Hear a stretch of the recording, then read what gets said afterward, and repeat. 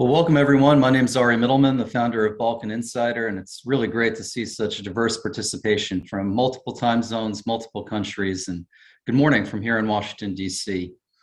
So 1 month ago, as I think everyone knows, senior U.S. leaders led by President Biden, they joined their counterparts from around the world in Glasgow, Scotland.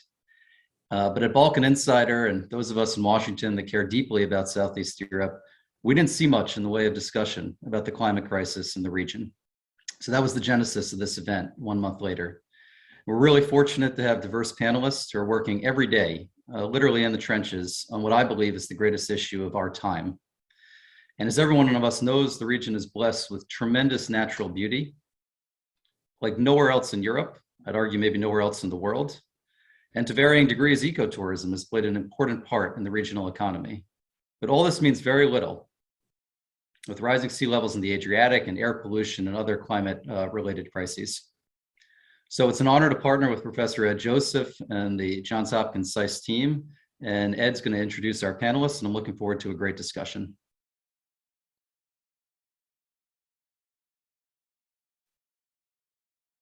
Great, Ari, and welcome. Great to be with you and Balkan Insider, partnering today with SAIS Foreign Policy Institute on this very important and unusual event. And Ari, I think you said it exactly right. There's so much at stake for the Balkans, and this is an issue. The incredibly high levels of air, water, and soil pollution that are in the Balkans that have been overlooked. And of course, we're all aware that this is a time of rising ethno-national tensions in the region, which is another detriment to raising awareness of this critical issue on climate change and the impacts of climate change and what citizens can actually do to make a difference and to reverse these very serious problems in the region. And in fact, we might even hope, and we'll see if there's any potential. And that's one of the reasons why we brought this cross-section of speakers together today, to see and bring together and identify the common interest that citizens across the region, regardless of backgrounds, nationality, it doesn't matter. Climate change affects everyone. And the effort, and we're going to learn about that today, that our speakers are making, this is a common effort that needs to be carried out in all countries in the region. So what we're going to do, we have 6 speakers. And so that's a challenge for us, obviously, to manage that. And clearly, we're not going to do a deep dive into this topic today, but let me introduce what we hope to do, which is to give our viewers a cross-section of ideas of what actually the challenge is and what officials and activists are actually doing about that. And we have really an ideal lineup to present that to our viewing audience, beginning with an official who has made this topic of climate change the centerpiece of his mayorship in Croatia. And I'm talking about Mayor Mario Rine, who joins us. He's mayor of Križevci in Croatia. And Mayor Rine has made the ambitious objective of energy independence for his city by 2030, the centerpiece of his administration there as mayor. And he's working in an innovative way with local citizens, and he has brought together an entire community to try to advance this ambitious goal. So we're going to begin with Mayor Rine, and then we're going to talk to 2 of our experts to give us a regional context, and then we're going to plunge in and speak to the rest of our activists about the challenges that they face and the steps that they're actually doing to make a difference. Mario Rine, thank you for joining us from Križevci. You have the floor, please. Thank you very much. So honored and glad to be with you today. Obviously, as I said, as it was mentioned in the beginning, I'm mayor of town of Križevci in Croatia, but also I'm a member of board of Energy Cities, which is a community of mayors across Europe. And after Glasgow, the policy or the statements that were sent from that massive stage, in meaning of cities, we are very negative about it, because the cities, as we see them, are the crucial in the role of whole green agenda, especially European green agenda. And I think that cities as basic atoms of this whole process are mentioned only at one point, or maybe a couple more points, but just on the margins of the whole event. And why I say that we are crucial and that we are atoms of change, because we know the specific needs, and we are aware that citizens' engagement is crucial in this whole energy climate transition. So, meaning all policies make sense only if our citizens, and especially our small businesses, but also big businesses, interpret them in the way that they live them from day to day. That is why we started, especially here in Križevci, but also trying to embrace that movement, which we called Citizens First, because we believe that cities have crucial role in partnership with citizens in this whole energy transition agenda. So just to give you a brief summary of what we are doing here in Križevci, back in 2017, when we started our political mandate, when citizens elected us, we detected our local resources that we believe that are crucial for the green agenda, and in Križevci in particular, which are fairly small city, 50 kilometers from our capital of Zagreb. We know that we have sun or photovoltaic potential, we have geothermal potential, and also we have biomass potential. After that, we started with strategy documents, especially urbanistic planning, because that's something that we have legal obligation to do, and also our strategic SECAP plan, which is energy transition plan for the couple of years in front. So that's all in 2017 and 2018, and that's when we started with the agenda. We want to become energy independent by 2030, meaning that we want from our local resources give all electricity and especially heat. So meaning that that was 13 years in advance, from 2017 to 2030.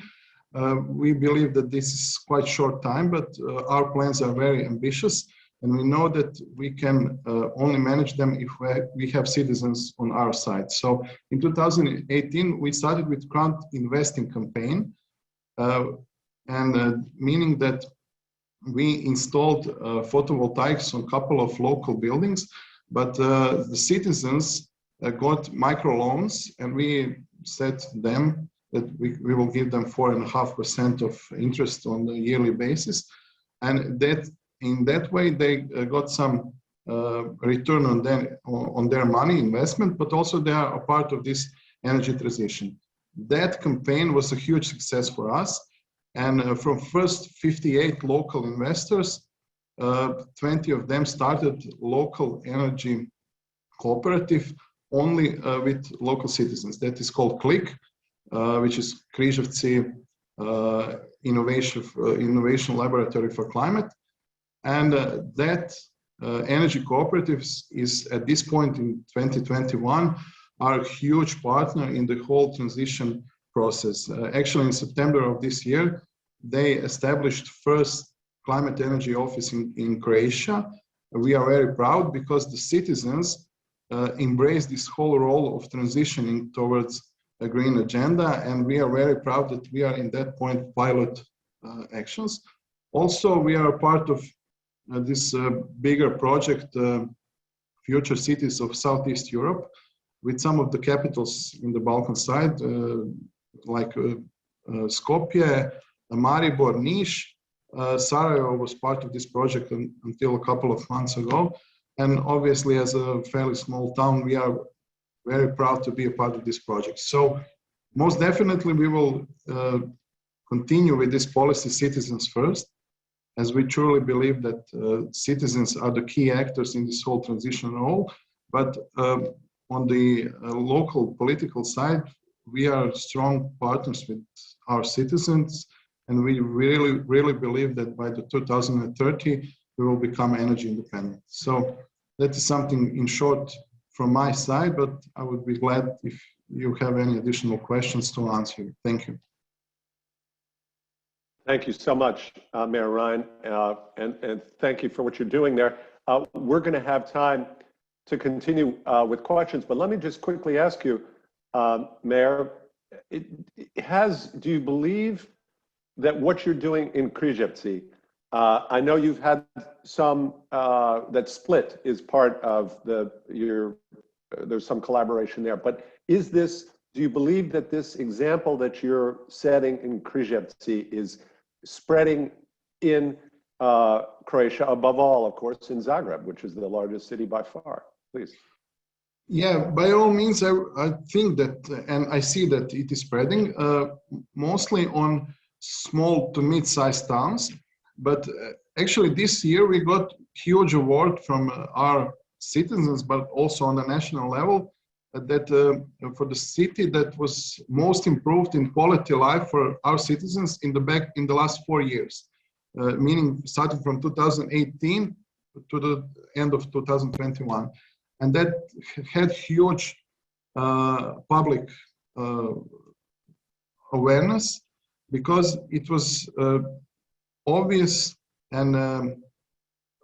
example that green agenda and green policy have direct impact on the quality of life of our citizens, but it takes time and it takes strong political will from the basic local policy to the national level. So in that point, we are a quite good example for all other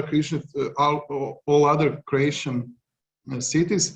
And after that award, I got a couple of calls, but really strong calls from my colleagues that say something like that, oh yeah, we want also to embrace that kind of strategy policy in the next decade for our cities, because we obviously see that citizens acknowledge that, and they see that quality of life is improving.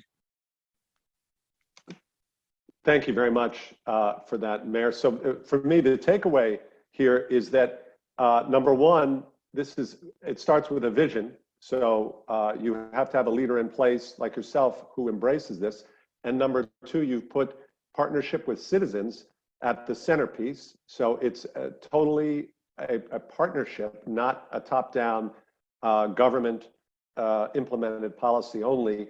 And then third, what's very interesting here, Mayor Ryan, is that you're saying it actually begins at these medium-sized towns. This is where the potential is to create the momentum that is so needed in the region. So those are my takeaways, Mayor Ryan.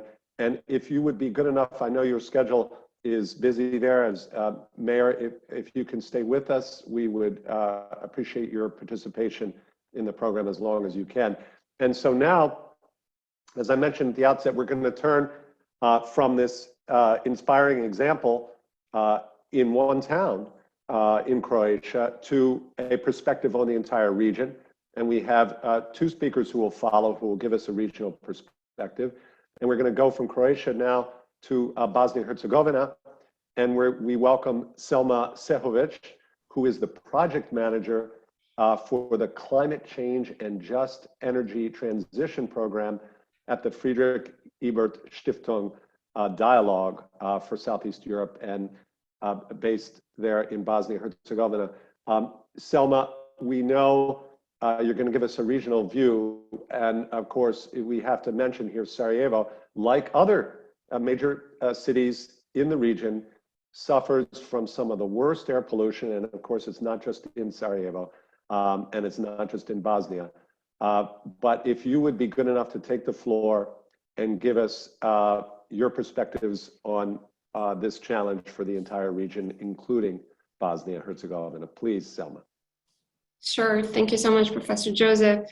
Yes, I'd be happy to share the findings of our latest study on the matter, although I do feel slightly bad that I'm not going to be as inspiring as Mayor Ryan was. So just, we're clear with that. Again, thank you for having me. Thank you for the interest in the region. Really quite an amazing that, United States or the Johns Hopkins site is interested in this. When it comes to Glasgow and the Western Balkans and the Green Agenda, it seems like another case of, high hopes and harsh reality. We know that Glasgow was all about climate change, and that central to climate change is energy transition. And that one of the most contentious topics in Glasgow was, whether to go with the coal phase down or coal phase out. Well, in our region, we still don't have any of that. And the countries, with the notable exceptions for maybe Croatia and Albania, all the other countries still heavily rely on coal, and its most polluted form, lignite. And hence all the air pollution, especially this time of the year in Sarajevo, but other major cities in the region as well. There are a couple reasons that are sort of behind this. At least that's what our study showed that we did this year with Bankwatch. It was political economy of energy transition that showed that there is a strong state capture that is causing the current state of the affairs, so to say. The utilities are still owned by states, and not only utilities, but the coal mines as well. Our energy systems are still centralized. And one of the reasons behind that is incomplete transposition of the EU, especially EU energy acquis, as well as the implementation of the existing transposed legislation. Then, as whenever you have a case of energy, there is always a strong geopolitics playing a role. We are no way an exception in this regard. Maybe especially Bosnia when it comes to this topic, and probably Serbia as well. And you have these traditional players like Russia and increasingly China. Then our governments, because we are at least partially focusing on the role of governments, they still have these outdated views on the energy systems. There is an absolute lack of political courage to tackle the issue. And let's face it, there is a lack of institutional capacities to deal with these topics. And because you mentioned Bosnia, and because you mentioned in your initial part strong nationalist tension, I must say, from our perspective, working on this topic in Bosnia at the moment is really difficult because of everything that the country has been going through. In a way, for me as a citizen, it feels almost a bad taste to discuss these topics that are, climate change is distant anyways in terms of timing and visualizing it. And but now you come with this topic to the citizens that are, like you rightly said, central to the topics, and you don't get a lot of acceptance of it. So it's really difficult to go with this topic and convince everyone that this is a central topic, energy transition for our region. But what to do? But I want to leave at positive note for what it's worth. There are good opportunities coming mostly from the international communities. In particular, Energy Community Secretariat has been doing a great job for the past couple of years. RCC adopted last year the Green Agenda for the Western Balkans. We are yet to implement that, but that brings us back to our governments. And I'll leave other speakers, obviously, to discuss more the role of civil society. And the Initiative for Coal Regions in Transition is doing an amazing job with their platform and trying to approach the issue from a level of local communities. And this bottom-up approach, which, like Mayor Ryan mentioned, is really essential for the transition. So yeah, I'll leave it here at this point, and then we can discuss this later in a bit more details. Great.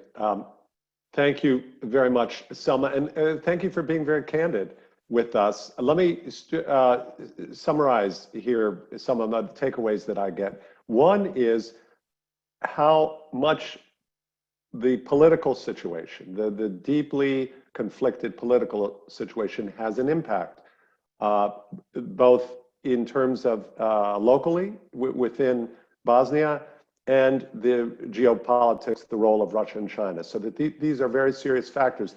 And I noted you said that one of the major obstacles in Bosnia-Herzegovina is the fact this incomplete, as you call it, transposition, which is a function of the EU accession not having been advanced, which of course we all know is blocked because of this political situation. So again, we see the centrality of politics there as an obstacle to advancing the green agenda. What I would quickly ask you here, and especially it's interesting to ask you, Selma, because we're going to turn to Kristina Vojvodic in Serbia, which is an example of what we've seen in Serbia lately, of great citizen mobilization on this. And I'm just wondering, leaving aside these very difficult, seemingly intractable tensions and political questions, is it possible, Selma, in your view, that this kind of citizen mobilization, you see it in Serbia, you see these citizens who've come together actively. Obviously, Kristina will tell us much more and more accurately than I can. But is it possible that this could be a bond that across the political divide, because air pollution is affecting everyone, water pollution is affecting everyone. We know coal is a big problem. We know coal is a big employer in the region. So obviously there has to be substantial economic support. I understand it's that some 30,000 people across the Western Balkans aspirant countries work in the coal mining industry. So it's obviously there would need to be financial support from the EU for that type of transition. But my question, Selma, do you see any potential that across that citizen mobilization could happen on this topic? Obviously, you said people are not interested, but still some clearly are. Could it be a topic, for example, like corruption, that crosses the ethno-national barrier? Please. Well, as someone working for the political foundation and someone who believes in democracy, and we obviously work a lot with civil society organizations, I definitely hope that there is, that our citizens have this in them and that they would go to do this. We've seen it, a couple of years ago. We've had mass protests in Sarajevo, in Bosnia. So in a way, that was a good sign. As much as I admire and empathize with what's going on in Serbia in case of, Rio Tinto and everything, I don't see anything like that happening in Bosnia with our current energy systems, citizens going on that scale or anything like that. No, nothing like that. I understand. And Selma, again, thank you for being candid. We want this. That's what this is meant to be, a very candid discussion. And I think it's timely now. Selma, please stay with us. It's timely now to turn to Belgrade and find out more about these developments, and as well get a regional perspective on the challenges of advancing the green agenda in the Balkans. And for that, we turn to Kristina Vojvodic, who's a legal expert for RERI, which is the Renewables and Environmental Regulatory Institute. And I would add that Kristina, as a legal expert, in this area of energy and environmental law, participated in the drafting of a major report by the Klingendale Foundation, the highly respected Dutch think tank on this topic, particularly on the green agenda. And Christina, so we turn it to you. Selma mentioned, the RCC, and of course there's the Sofia Declaration. So there are these declarative commitments there. And Christina, we would appreciate your expertise, both again regionally on that effort, and of course what you can share with us insights about these the environmental movement and the protests in Serbia. Christina, please, you have the floor. Thank you, Professor Joseph. I'm really happy that I'm with you today. Well, I would actually like to firstly refer to the key point of our today's session and provide directly my point of view. This COP, although perceived as a historical one, was unfortunately not a turning point for many countries, including Western Balkan countries. And the green agenda for Western Balkan after Glasgow actually remained the same green agenda as before the Glasgow. So the Western Balkan countries show that they are ready to continue their actually business as usual. But the business as usual comes with a greater expense, and the air pollution, which I will focus on, is a critical health risk factor and cause of numerous premature deaths in the region. To be precise, more than 30,000 deaths could be attributed to the excessive PM 2.5 emissions. However, health consequences are still not in the focus of the policymakers, which is a problem.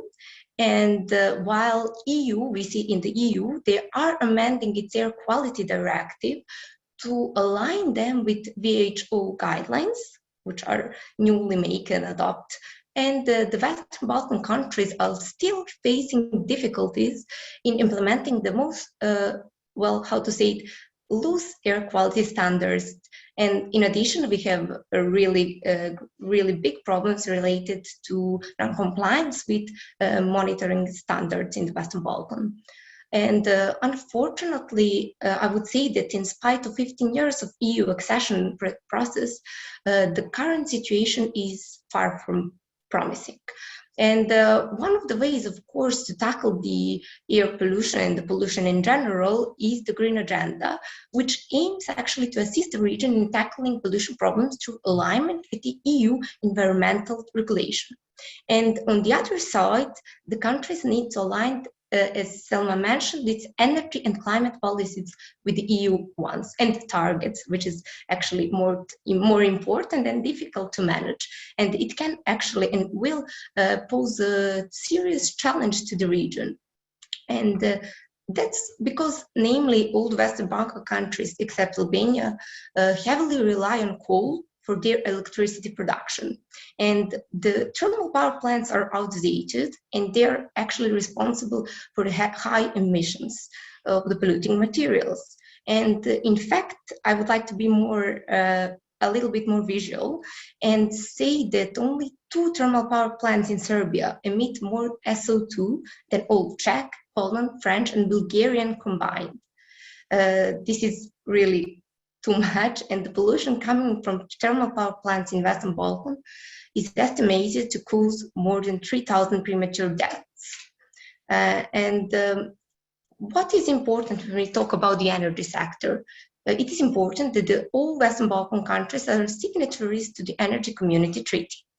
And under this treaty, the countries pledged to implement, among other things, EU environmental acquis.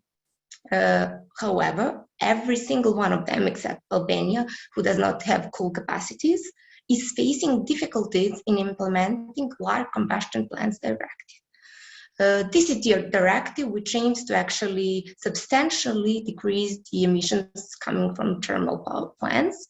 And actually the Energy Community Secretariat initiated the procedure against all 5 contracting parties from the Western Balkan.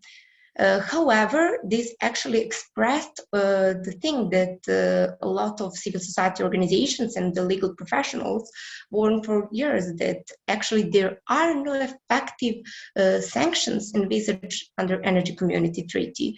And I would also like to, when we are talking about the energy, I would like to emphasize the development of the national energy and climate plans, which are now in focus in the region, because they are one of the most important tools for the implementation of their green agenda. The Western Balkan countries, to have some kind of sense of the time frames, the Western Balkan countries needed to submit final version of the plans by the end of October 2020. However, up to date, only North Macedonia submitted their draft document. And what is interesting here is that they set the coal phase-out date on 2027, but did not provide just transition mechanism to support it, unfortunately. And that actually brings us to the elephant in the room. If we are going to achieve the green agenda goals, we need to set coal phase-out dates, but on the same time provide for the just transition mechanisms and simultaneously tackle the energy poverty. And one of the most important pledges that happened on the COP, if we are talking on the COP that we left behind, is the pledge to phase out coal. And only North Macedonia was a signatory to the convention. And the others referred to the funding as the key obstacle for committing to coal phase out. But here is the fact. The more we wait, the less likely is that the transition would be just. And what we need to do is, firstly, the countries need to set clear perspective and ambitions in place. I would like just to present the case in Serbia. In Serbia, we have mixed messages. What does that mean? On the one hand, the government is actually pledging and committing to fulfill its Stabilization and Association Agreement, Paris Agreement, Green Agenda, etc. And on the other hand, Serbia is actually planning to increase its coal capacities. And to be precise, they are planning 6 new thermal power plants. So Serbia, of course, is not alone in this arena. Bosnia and Herzegovina is also planning to introduce new coal capacities. However, what is important is that the goals need to be followed by the concrete implementation measures and plans, how we are going to achieve those goals. In addition to that, we need the precise indicators. It is important to measure progress and actually to ensure that we are on the right path. And on the other hand, if we are not on the right path, someone shall be held responsible for that. And that is why we need strong enforcement mechanisms. And unfortunately, the Green Agenda does not set one in place, so we need to focus on that. When we are talking about the EU support, they actually provide quite financial and technical support, but with quite weak accountability mechanisms. So without concrete EU support, we will not see any changes soon. And finally, as Professor Joseph stated, not to stay on a policy level exclusively, I wanted to conclude with protests in Serbia. Serbia is actually in environmental crisis, and it's not from yesterday, not from adoption of 2 laws that brought few thousands protesters on the streets. We are in environmental crisis for many years now. And the uncontrolled destruction of natural resources is in fact a consequence of non-transparency in the first place, lack of stakeholder engagement, lack of accountability, and of public authorities, of course, and corruption actually as a model of public resource management. So it is necessary to incorporate dialogue into everyday activities and actions in order to avoid situations that the key documents, as the one that I mentioned, are brought behind closed doors. And combined with lack of dialogue and closure of institutions, which is happening here in Serbia, it is completely understandable why people are on the streets. Sadly, but this is the only place where they are being heard, actually. So I would conclude with that. Thank you. I remain responsible for you for any further questions. Thank you so much, Christina. That was great. You and Selma really put these issues in a very clear context. And the takeaway that in addition, we had from Selma pointed out how the blockage in the EU accession path is a direct obstacle. And Christina, what you've added to that is actually the lack of democracy within Serbia is itself an enormous obstacle here to arresting what you say is a long-standing environmental crisis in the country. And that these protests, as you describe it, the reason that they're there, it's a function of what you put out in a very articulate and powerful way, is, as you say, it's a function of corruption as a model of public management, and that the protests are basically the only place, the street is the only place where the citizens feel that they can be heard.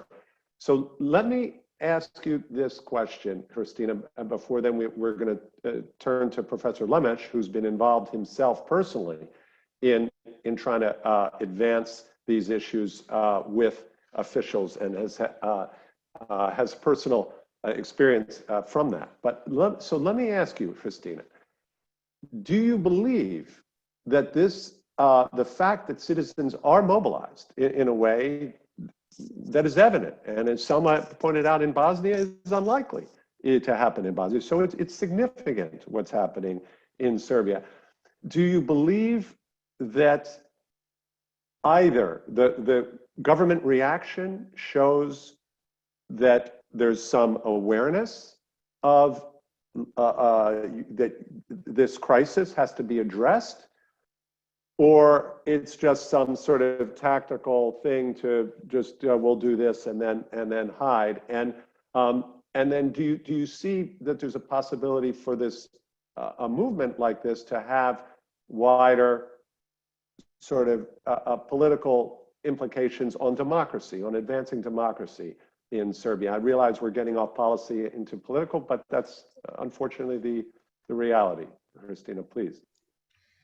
Well, unfortunately, I would like to say that this is the case, that they are actually aware of the risks. However, I actually need to say that the elections are approaching here in Serbia. So we should take this into consideration when we are commenting on the actually any kind of policy and the legislation acts here. But I would like to point that actually that you briefly mentioned that it's not actually about one company, as it was mentioned before. It's about the whole society and the whole understanding of the environmental issues and how to solve them. The problem is that the citizens are not being asked what they think. In order to contextualize, they were not asked if they would like to have mines before in front of their homes. They are not asked if they would like to transition out of coal. This is all the topics that are not being covered, that are not being brought to the table to talk openly about that. And the citizens does not have enough information about the all policy aspects of the decision making. And that is the general picture which is here. And now this is just only the additional thing that actually brought because now there is something which is actually considered the bottom line and the line that you are not passing. And actually, I actually think that the environment and the environmental protection will be in focus of the next, on the following period in Serbia for sure. Thank you very much. Christina, we're going to turn now to Professor Lemes, but before we do, I just want to underscore two other key points that you made, which one was absolutely striking, is that Serbia, and you pointed out Bosnia as well, are actually going in the wrong direction on coal. That I think you mentioned 6 new plants that are being planned. So new coal capacity. So this is absolutely stunning. This is not only just sort of foot dragging on a green agenda. This is actually going in the opposite direction. And as you mentioned, Glasgow said phase down with coal, not phase out. But this isn't even phasing down. This is phasing up. So this is very striking. And the other point here is that there's an absence of monitoring and enforcement. And here, of course, the question is, where is the EU in all this? This is really the question. All six, Western Balkan 6, which includes Serbia, Kosovo, Bosnia, Montenegro, North Macedonia, and Albania, all of them are EU aspirants. All of them want to join the EU. And where is the EU on all of this? This isn't the type of issue that the EU can say, oh, well, the Balkans, we don't really want them. Pollution in the Balkans affects the entire climate in Europe as well. And so this is, I just wanted to draw those out. Those were two other very striking points that you've made. And now let's turn back to Bosnia-Herzegovina. As you mentioned also, the place of where coal is very important and again, moving in the wrong direction, apparently. And for this, we have another great speaker to enlighten us. We have and welcome from Zenica, Professor Samir Lemes, who's a professor at the University of Zenica, and also, I should point out, an activist on air pollution. And rather than me explain it, I will let Professor Lemes explain how he came to be embroiled in controversy and in activism on the topic of air pollution in Bosnia-Herzegovina. Professor Lemes, you have the floor. Thank you, Professor Joseph. I would like to illustrate my talk with a couple of slides. So when we talk about the green agenda for the Balkans, you see the Balkans used to be green in the past, but as you can see in this photograph on the right-hand side, these green leaves are now covered with dust. Actually, in Zenica, it's metal dust, but in most of the other cities where we are burning coal, we have black dust. So there is not much greenery in Bosnia-Herzegovina.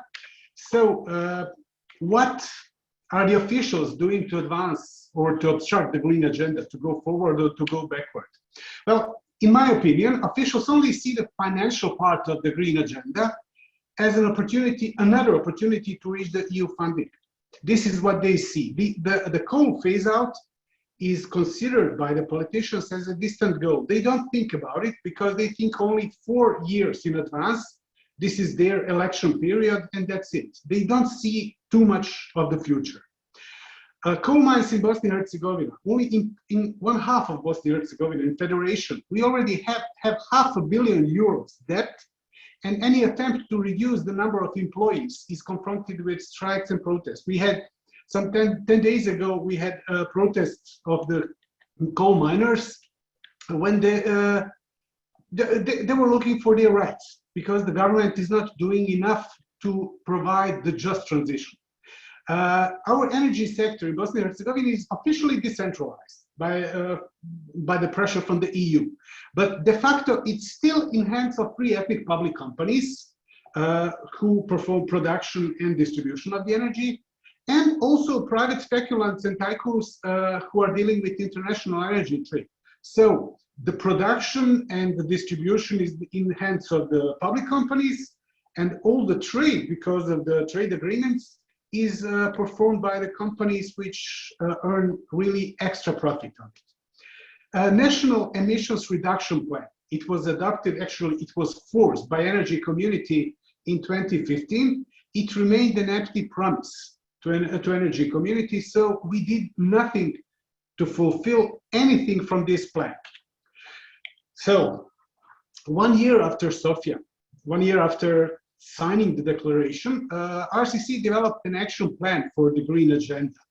It's actually just a list of wishes without concrete duties for the government. This is an exception from this plan. So you see that the main coordinators are not local. They're international organizations such as RCC, energy community, transport community, and it's not really an action plan. It's just a list of wishes. There are no financial estimates of these, of course, how much will it cost and what are the benefits of these actions. There is no budget plan. And this action plan is only another information. A few days ago, federal government acknowledged this plan. They didn't adopt it. They just acknowledged, okay, there is a plan, it exists, and that's it. So let's go to another point on the agenda. One thing that is very important about the air pollution is the environmental permits. They are issued every 5 years without sanctions for unfulfilled obligations, which made Bosnia and Herzegovina just a safe haven for dirty industry. Environmental impact studies, which are obliged by the law, they are just copy-pasted documents, often judicially annulled by the civil society. So we have instruments, legal instruments, but they are not being used. One example of how Bosnia and Herzegovina actually misuse the green agenda and the decarbonization plans, it's the small hydropower plants and thermal power plants. Actually, it's all about the greenwashed money. Hundreds of small hydro power plants, they were built in Bosnia and Herzegovina, sometimes even in the protected natural areas, and they promised to reduce the carbon footprint. But actually, they devastated the nature. This is an example of small hydropower plant that destroyed the river. The profit went to the private investors, and of course, these investors are very often connected with ruling political parties, with oligarchies that are in power in Bosnia and Herzegovina. We are actually captured state.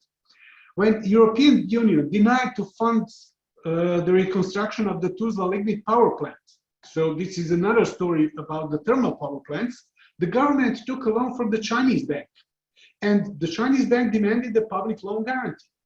It's actually state aid, it's prohibited by the European energy community, by European Union, and now we are in a deadlock position because the Chinese are still waiting to start the process. The government still persists to continue with the project, even though everything points out that the energy produced in the Tuzla power plant will be too expensive because of the carbon taxes.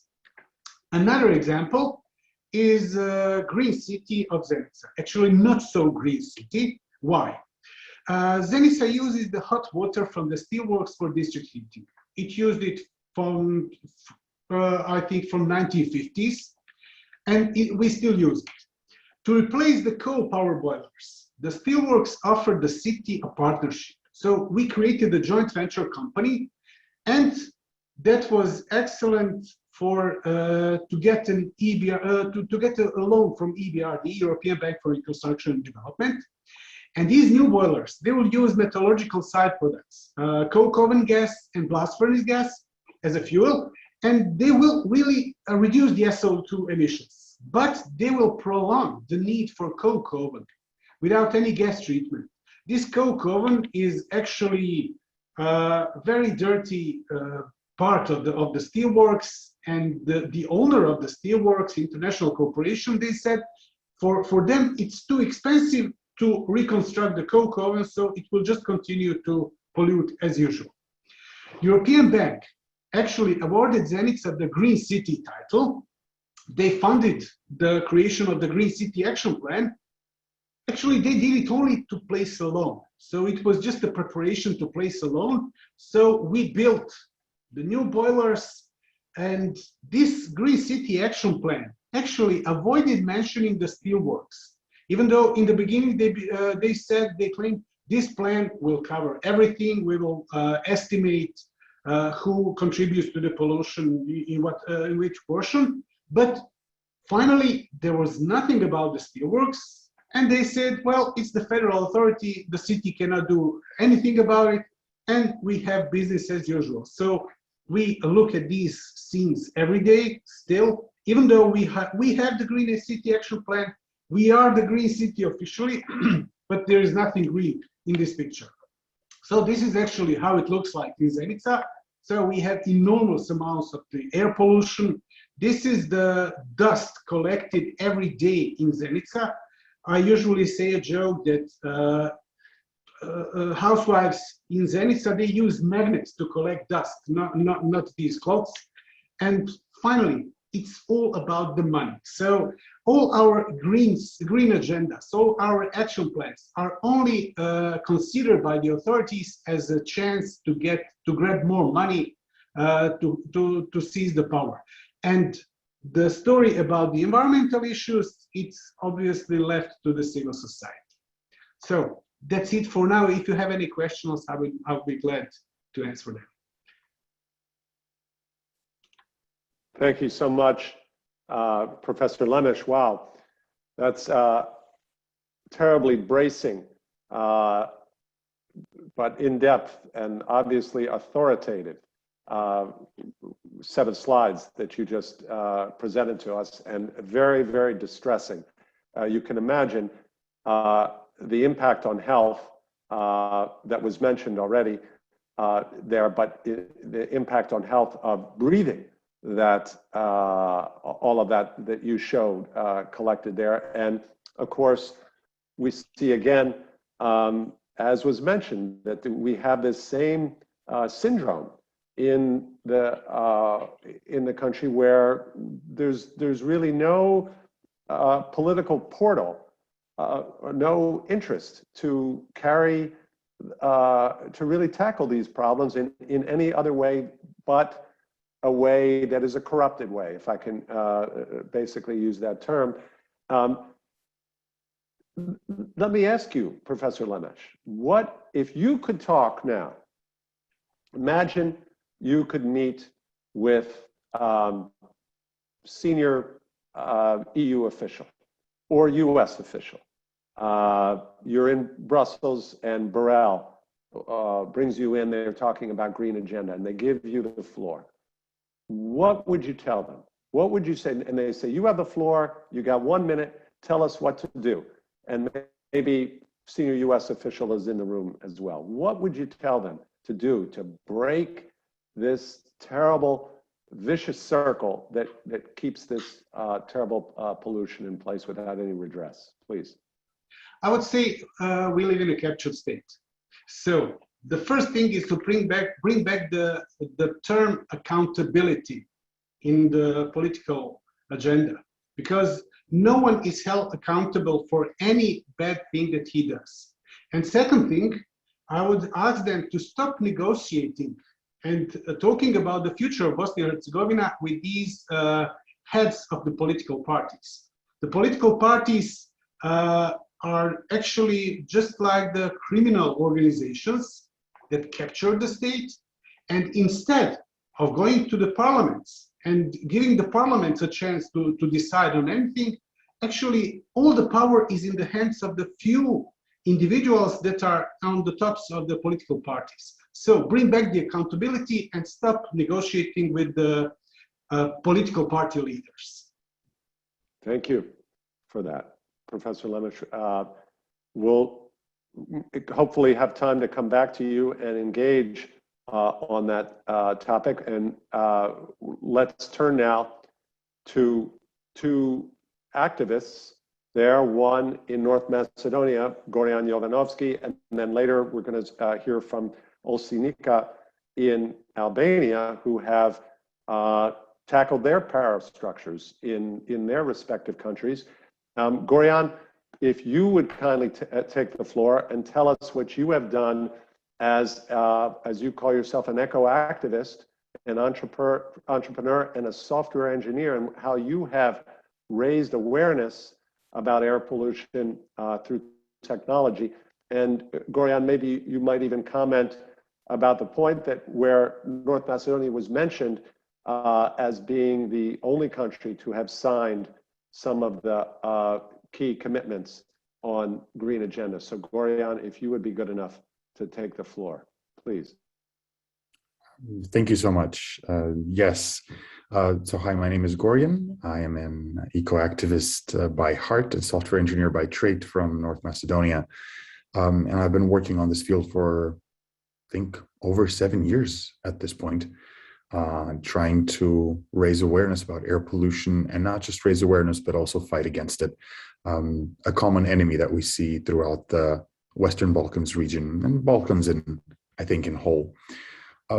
Yes, quickly want to also visualize me and Samir. We know each other from our fights against air pollution, and we love to visualize these issues and help people understand better. So if you don't mind, I'll just share the screen as well, just to quickly give you a couple of pictures so you can understand. I mean, this is me as a kid. I grew up in Skopje, in the capital of North Macedonia, and as a kid, you take air quality for granted. You take clean air for granted. You don't wonder about the quality of air because that's not on top of your mind. But unfortunately, the city that I live in, especially in winter, and the previous panelists have mentioned this is my home city. And I can assure you the city is there, but you just can't see it because of all what we used to romanticize and call the smelly fog or the smell of winter, before realizing that it was actually air pollution that was suffocating us as a city. For me, the story actually started when I was a university student 7 years ago. I'm doing some research trying to teach myself how to make mobile apps. And during this research, I came across the government website of the Ministry of Environment, where they had this data about air quality. It was hard to understand, still is. But I decided to download it, run some algorithms, some checks to try and understand, okay, what is it telling me? And I was personally in shock when I understood that air pollution in my country at some point was reaching 20 times over EU limits, and sometimes 4 times over Beijing. And at least in North Macedonia, we knew Beijing as one of the most polluted, and now I think the tables have much turned on that topic. So I think for me at this point, it was not only a shock that it's so polluted, but it was also a shock as to why aren't people talking about this? Like, where are people on social media? Where is the mainstream media? Where are people on the streets? It was ridiculous to be living in a city or a country that's polluted and people not talking about it. I could not take this to heart and see that this happens. So I decided to use my skills and knowledge as a software engineer to do something about this awareness raising, because not only in Skopje is this a problem, but 7 million people around the world will die, and will die this year alone, but die every year due to pollution exposure. In my country, that's around 3,500, which for a small country like North Macedonia, it's a scary, scary number. And I think you already saw the effects that it has through Samir's presentation. So this was the result. The result was AirCare. AirCare was and is a simple mobile app. A simple mobile app which will track air pollution and help you and citizens know what they breathe. This was a university project that started and now has grown through many iterations over the years. But the only goal that AirCare had back in the day was to look for open air quality sensors that would belong to either governments that are set up by governments or by ministries or by city, local officials, to look for air quality sensors that have been set up through volunteers like me, like Samir, like people who are interested to know the air quality outside of their window. And we even have a partnership with the European Space Agency where we use satellite data. And the idea is, let's take all of this data from all of these different sources and websites and who knows where, and put it all together in one place, literally in the palm of your hand, so people know, what are they breathing? What is this air pollution in Zenica that we see here? Is it good? Is it bad? And explain to people in a very simple layman terms way, maybe even just through colors, as to, is this bad or is this good? I don't need to understand scientific numbers and methodologies and what is PM10. It's great if you know, but you don't have to if you use AirCare. And that was the idea and the goal of the project. And that actually had 3 things, and these are all real pictures from back home. It had government action, because once people started putting pressure on the government, and this started suddenly becoming a hot topic where people were discussing this a lot. We have members of parliament here waving screenshots of the app, demanding greener policies and trying to convince their colleagues that this is no longer a political issue or a gender issue or an ethnical issue, because at the end of the day, we all breathe the same air, and you can't escape from that. And while people were leading this fight, let's say within the institutions, we were outside of the institutions also demanding that there be more serious action taken. This is me in front of the government building during one of the biggest protests that was happening in the Western Balkans and in North Macedonia. And some of these signs, unfortunately, even say, I want Santa Claus to bring me clean air. If that's what we want from Santa Claus, I think we have a big problem on our hands. But some of the positive aspects of this was also corporate action, where some of these biggest polluters in my home country were either A, shut down because they simply would not comply with these regulations and there was way too much pressure from the public side, or those that would comply would apply filters on top of their emissions tax, so they no longer would pollute and poison the air around us. And this was a project that was long ongoing in North Macedonia for quite a while. And then we decided, okay, listen, we're not the only ones facing this issue. Let's see if we can help our neighbors. So while in 2015, this was going on in North Macedonia, we said, hey, let's try Serbia. Serbia also has an air quality problem. Maybe if we are able to find sensors from Serbia, we can pull this off and help them also be aware. And that's basically what happened. In 2018, which Serbia was our first new market, right now we're in 45 countries trying to help people, but we went to Serbia, we implemented all the sensors there, and we had the exact same effect. People were on the streets.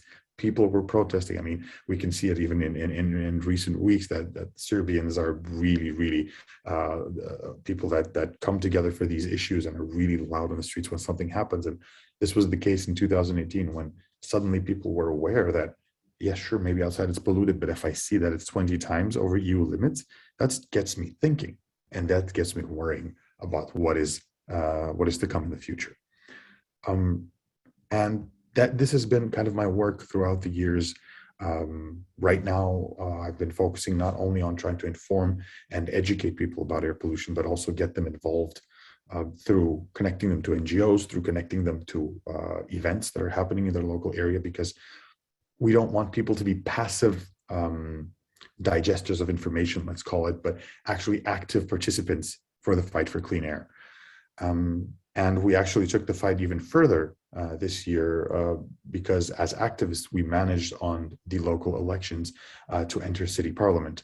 And me and one other activist, we are now members of the city council, city parliament, and are able to push this fight from within together with all of our activists from outside and kind of lead a coordinated battle against all of these big polluters, against corruption, against politicians who are unwilling, unable to do anything about this problem. Because at the end of the day, 3,500 of my fellow citizens, of my friends, and of my family lose their lives every year due to this air pollution.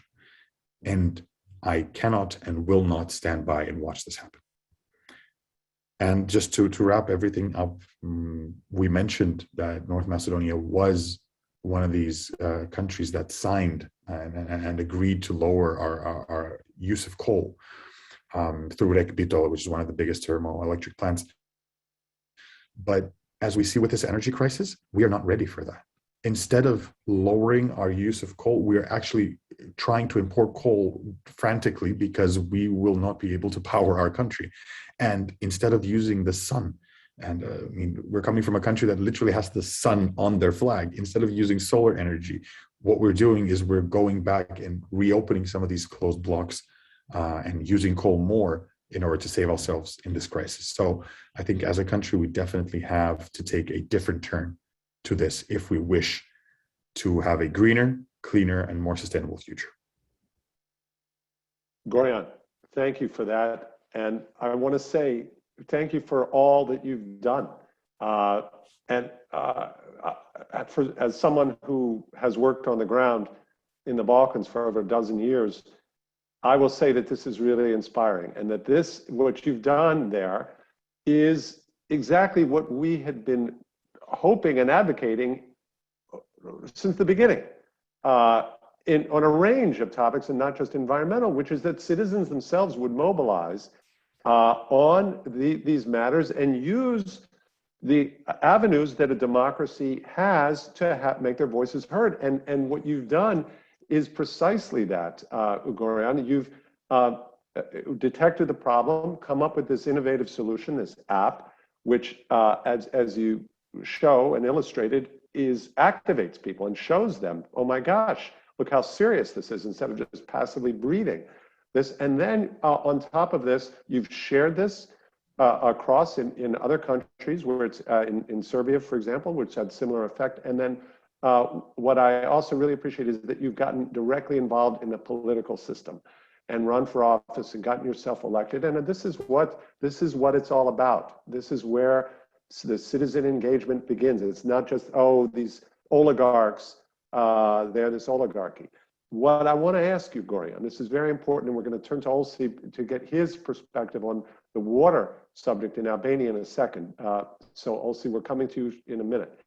But Goran, before we go, you mentioned Samir and what he faces and what he sees as captured state in Bosnia-Herzegovina. And we heard Christina mention also that the political challenge there. What is it about North Macedonia that has enabled you to succeed? How is it that your app translated into citizen mobilization, which then translated into government action, and you showed that picture of the parliamentarian? Why is that possible in North Macedonia? And Samir, who had to drop off, unfortunately, he had another engagement. But Samir, it doesn't work for him in Bosnia-Herzegovina. What is it in North Macedonia that enables this to work? I think it's a combination of factors. On one hand, we are still more of a free-ish state, let's call it that. We don't have bigger corporations still trying to hog the country. We don't have that much external influence. So we're able to contain our problems within our borders. And if we're able to pull this off, then people, once you give them a voice, once you give them an avenue and say, listen, we can accomplish this together, are willing to fight for their future, are willing to go out on the streets, are willing to lobby, to put political pressure. And I think at some point, political pressure has been so high that politicians had to back down. And I hate having to make this comparison, us against them, like people versus politicians, as politicians are the bad people. But in general, a lot of these situations that we are in are due to bad politics. So having been on the streets for so long, having done this for so long, having gotten a lot of activists together to fight for clean air, I think people seeing an opportunity and saying, listen, finally, these people that have been on the streets want to help transform these things from inside the institutions is what managed to also get us elected in these local elections in the past month. So I think it's just that our problems are still handleable, let's call it that, and people still have the willingness and the fire in them to say, listen, no, we will stand up for what is right for our children, for their children, and hopefully instead of just emigrating away from the country and then saying goodbye, you know what, I can't handle these problems, let's try and fix these problems within. Well said, Goran, and that's really truly inspiring, because that's the goal, is exactly not just to flee, because these problems is not just environmental. The same type of mobilization, it'd be harder maybe to use the app in the same way, but could be mobilized on corruption, which affects citizens across the country, and also is a stimulus to get people to give up and to leave. And I would mention, in the time we'll have remaining after Olsi speaks, I'm going to give him the floor now. Mayor Ryan, I want to put you on notice. You're the only elected official that we have here, if you're still with us. I would like to come back to you with this key point that Goran made, and to ask you, as our only elected official here on this program, of how this issue is translated into the political realm, and how you see that where citizen mobilization is then in a productive way embraced by elected officials there to advance, as has been done. Goran has told us has been done in his country, North Macedonia, and perhaps could be done in these others. Now, for a perspective from a neighboring country, North Macedonia's neighbor, shares Lake Ohrid is shared there with on the border there of Albania and North Macedonia. We have Zenica, who is an environmental biologist and an expert and activist on water quality, and with his organization Eco Albania. And Olsi, please, you have the floor. Thank you, Professor, and thanks for this opportunity to talk about I was actually being prepared for a very short talk about the green agenda, but of course, you know, when we are talking about the environmental issues, everything then comes together. So talking about the EU, let's say, green agenda, which is somehow also resonated to the Balkan initiative, you know, for the green agenda. So there are apparently there are two, I would say, two clear lines or working packages. The first one is how to mitigate climate crisis, including with the main focus on the energy sector. And the second, which is equally important, is how to stop the biodiversity loss. And talking about the biodiversity, for sure, the aquatic ecosystem are the most fragile in this context, especially the freshwater ecosystem, which, as a matter of fact, they are just covering very few of the total planet surface, but at the same time they are hosting the majority of the biodiversity which we know so far. Unfortunately, these fragile ecosystems are being devastated from the wave of destruction. So we at Eco Albania have, or let's put it this way, our story begins not just after the Glasgow event, but it has started almost a decade ago.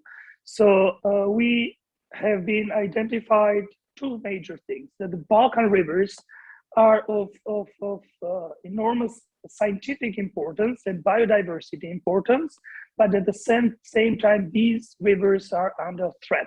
And the major threat is for sure the uncontrolled hydropower development. So we are talking about 3,000 dams that are at the brink to be built in all these close to 80 kilometers of rivers. And this is how our campaign started, together with our international partner organizations. So it is, of course, a dam tsunami that we call it.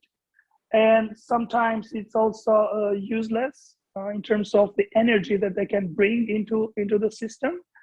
And it's also misused, because so far the hydropower is being categorized as a clean energy, as a renewable energy. But more and more the fact shows that there is nothing clean about the hydro, because this is one of the worst, let's say, energy sources in relation to the biodiversity and to the community. So worldwide now there are close to 80 million people that needs or must be resettled just from the dam construction, and we have evidences of a couple of hundred species only in the Balkan rivers that are dam sensitive species, especially to the migratory fish species.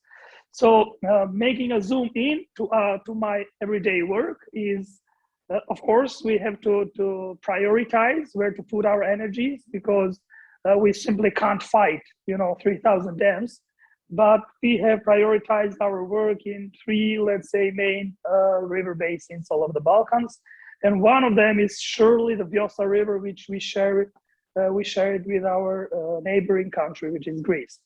Vjosa River is one of the last big free-flowing river left in Europe, and this is the river which we are campaigning a lot to keep it free-flowing. Because for sure Vjosa can serve as a laboratory in nature, so the scientists and the researchers, the freshwater ecologists have to learn from that functional, natural riverine ecosystem.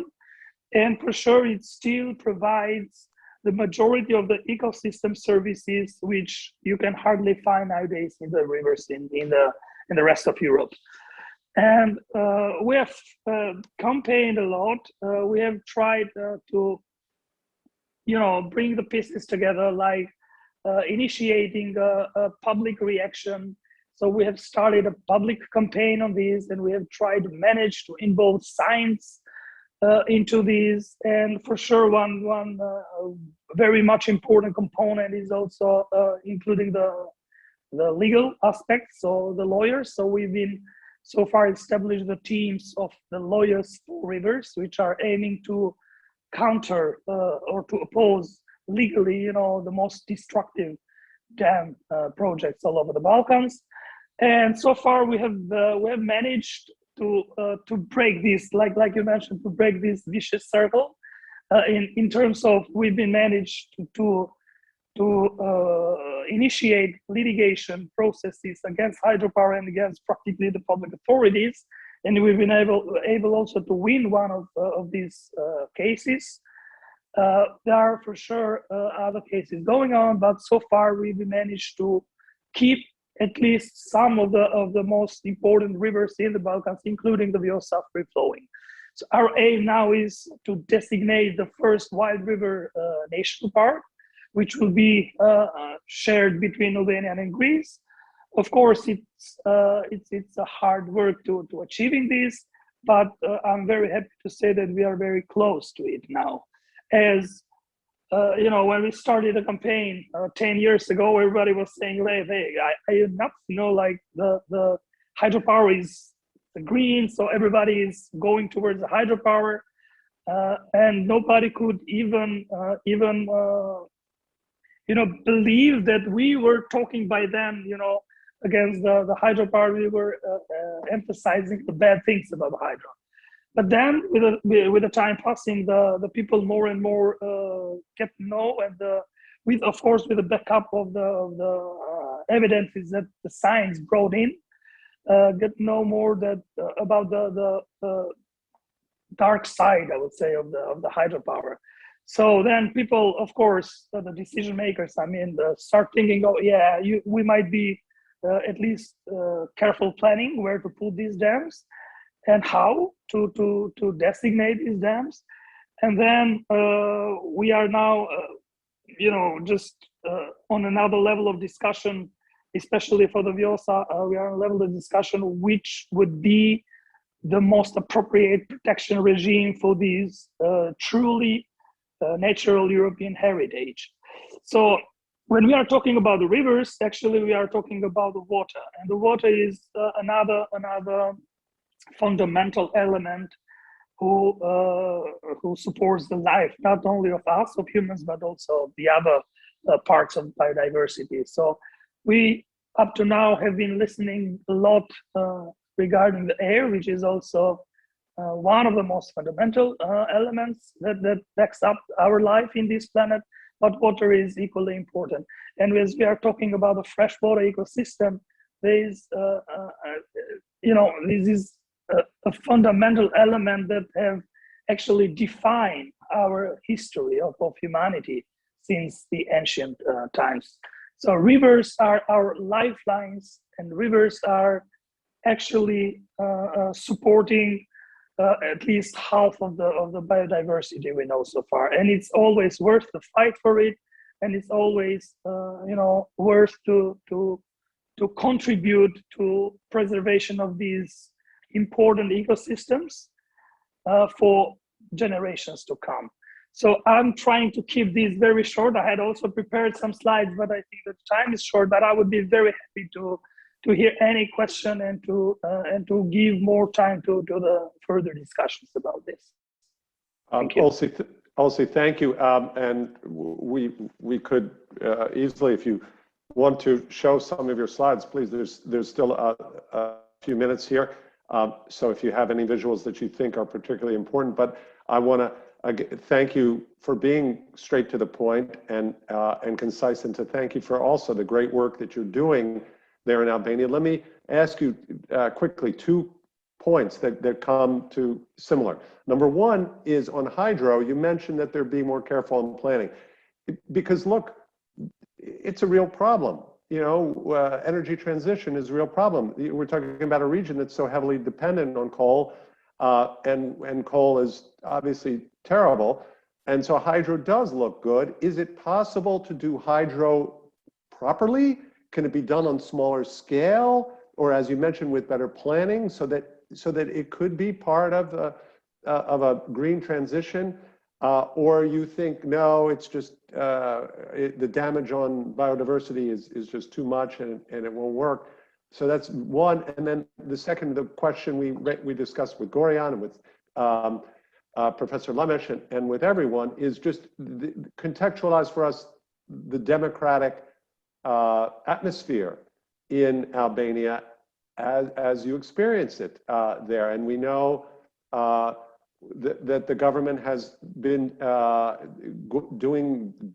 backsliding in some ways on democracy, and that there's been a lot of concerns raised. And I just want to draw you out on that, how you see the state of democracy in Albania and whether your work promotes it or whether the obstacles are so great that you face there in your efforts. Please, Elsie.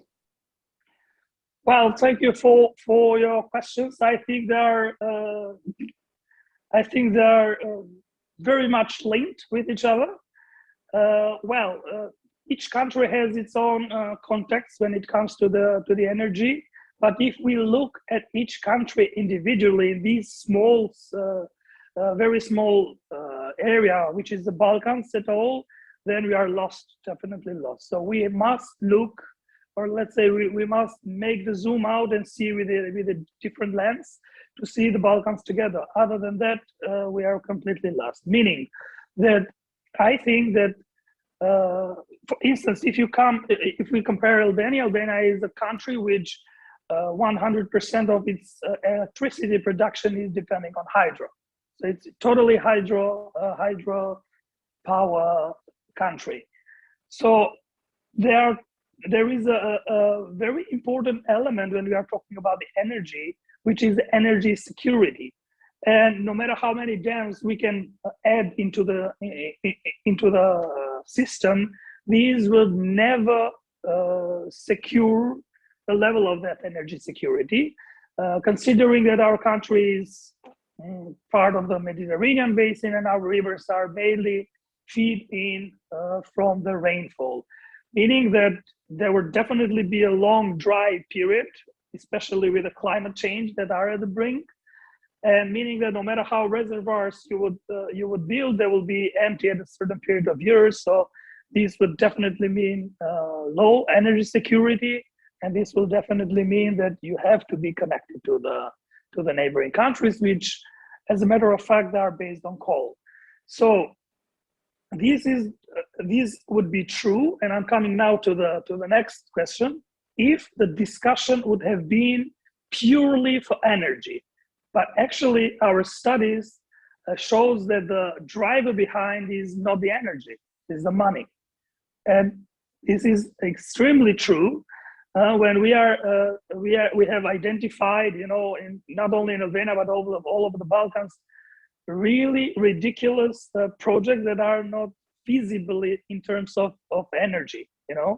Just to let you know that out of these 3,000 dams that I mentioned, almost 90% of them, or even more, are the so-called small-scale hydropower, which, as a matter of fact, bring only 2 to 5% into the energy grid, so for the production. But their ecological footprint is huge, because you have to calculate in their ecological footprints not only the powerhouse, but the transmission line, the access road, the dam, the diversion tunnels or pipelines or whatever. And in the end of the day, they bring nothing. But they are very catchy in terms of business as usual. So they are very catchy for the banks who gives loans, etc., etc. And this definitely has to deal with corruption schemes, and definitely has to deal also with how democratic processes are being carried out in this part of the world. So the bad things about the hydropower in the Balkans is that, first, they are not planned properly on a macro scale. Second, if even if they are, let's say, planned properly, they are not socially acceptable, meaning that they are missing this part of the public consultation processes, the majority of them at least. And this creates the conflicts. For instance, the study that we have conducted some years ago showed that almost 20 to 25% of the hydropower being constructed by the time were identified as a conflictual cases. And the conflict is basically between the private sector, the private company who develops the hydropower project, and the traditional users of water, which is the local communities. And these conflicts are basically generated because of the lack of the governance. So the role of the government was absent by, and this definitely deals with the democratic processes. And of course, also the licensing. That there are very few companies that drive almost everything in this sector, and this definitely has to deal with the corruption. Just one example of this is that there are in Albania, for instance, there are 3 peaks of the licenses or concessions for hydropowers issued, and these peaks are ironically let's say combined with the general election period. So it's 2013, 2017, 2021. It's obviously a part also of the corruption. And the other thing is how the hydropower are being developed or designed in terms of their environmental performance standards. The only ones that you can, let's say, say that might be accepted are the ones which are being planned with the money from the development banks. And if you, or let's say if the civil society or the local communities are let's say raising the alarm or are complained towards this. The rest, I have seen in my daily work too many ridiculous, badly designed hydropower that definitely harms in an irreversible way the environment. Olsi, thank you for that explanation. And you've again, I think, captured a theme and reinforced a theme of this excellent discussion that we've had from everyone, which is the green agenda rests on citizen mobilization and the work of enlightened leaders like our Mayor Ryan there. But that dynamic can only take place if there's a minimally functioning democracy. And Goran gave a great example that in North Macedonia, there's enough of the ingredients are present that you can mobilize citizens effectively. We see Serbia examples of that, but these are limited. As Christina mentioned, and of course in Bosnia-Herzegovina, as Selma and Professor Lemes indicated, it's extremely difficult, if not impossible, to get effective mobilization and decisions where they need to be made.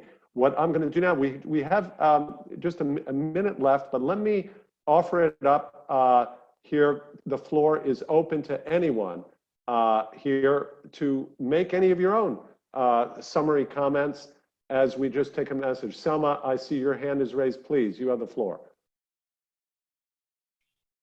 Thank you so much. I actually wanted to reflect on something you asked Professor Lemes earlier. If there was one thing that he could say to the EU officials, what would it be? Well, I want to sort of add up to that. First of all, I think from the work of civil society, mainly in the region, I assure you that the EU is well informed on our, wishes, so to say. So I would rephrase that, in a way saying, if I could say one thing, knowing that they would act on it, because I honestly believe that civil society is limited in what it can achieve with the structures that we have. That will be, you know, to introduce the conditionality when it comes to financing of these projects, at least when it comes to the energy transition, and to strengthen the Energy Community Treaty and grant the Secretariat with the stronger enforcement mechanisms that, you know, in which case it would be easier to deal with some of these issues that were mentioned here. Because let's, like when you compare the region with the EU and with the mechanisms available to civil society and citizens in the EU, let's not forget that the European Court of Justice can issue quite severe penalties, you know, whoever is breaking these laws, and we don't have that in the region. And laws obviously play, or enforcement of laws plays a huge role in policy shaping effectively as well. So I'll leave it at that. Selma, let me just quickly get, if I understand, this is important. So if you could mention just a couple of things, you would say strengthen the enforcement mechanisms, and what else did you, what? Yeah, so strengthen the enforcement mechanism of the existing Energy Community Treaty. And the second would be that there are conditionality rules to financing of the energy transition. So don't give up the money to the governments unless they meet conditions. And those conditions include? Meeting, for example, transposition of laws. I see. Or any of these, you know, adoption of any of these obligations, NECPs, NDCs, or national transition plans, or local transition plans, anything really. And of course, transparency in that. And Yes. anyone else? Thank you, Selma. Excellent. Great to get those at the close. Ari, I know you're going to want to thank everyone and close us out here today. Just, I don't want to prevent anyone else who has a closing, brief closing remark to make. If not, I don't see any hands raised. Ari, I'm going to turn it over to you. And I'm also now going to thank all of you, all 6 of the speakers, both for joining us today. And I would say this, for the outstanding and inspiring work that you're all doing. So my thanks on behalf of Johns Hopkins SAIS, Foreign Policy Institute. Ari, great partnering with you on this, and please close us out. Well, Ed, I echo your sentiments. Really inspiring and innovative discussion. This is exactly the type of programming that we hope to do as we look at 2022, covering niche topics that affect the region that we care so deeply about. And, you know, we touched on everything from crowdfunding to the role of civil society and everyday citizens, to what's happening with Chinese funding, which is certainly on the minds of many here in Washington. So I'm really glad that we were able to pack so much in just 90 minutes, and I look forward to continuing nuanced discussions like this in the new year. Thank you. Great, Ari, and as do I.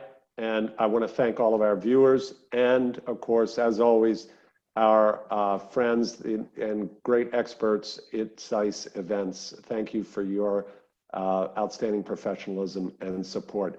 And we wish everyone from here in Washington, D.C. a good day. Thank you all.